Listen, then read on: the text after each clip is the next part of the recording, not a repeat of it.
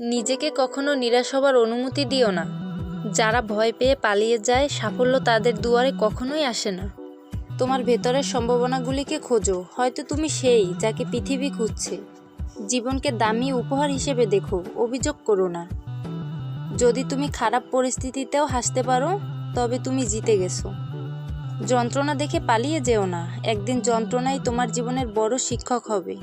অন্যের বলা কটা শব্দের দ্বারা কখনো ভেঙে পড়ো না। নিজের কাজের ধারা শব্দগুলো বদলে দাও। নিজেকে যত বেশি জানবে, অন্যদের থেকে তত বেশি এগিয়ে যেতে পারবে।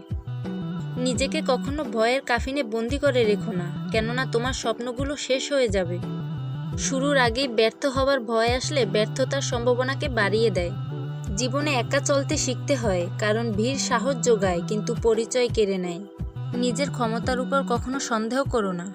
তুমি হয়তো জানোই না তুমি কত কিছু করতে সক্ষম। যদি তুমি সমস্যাকে বড় করে দেখো, তাহলে কখনো সমাধানের পথ খুঁজে পাবে না। ভয় পাওয়াটা কোনো সমস্যা নয়, ভয় পেয়ে থেমে যাওয়াটাই সমস্যা। কান্না পাচ্ছে, কেঁদে নাও, কিন্তু চোখের জল শুকিয়ে যাওয়ার আগে আবার উঠে দাঁড়াও।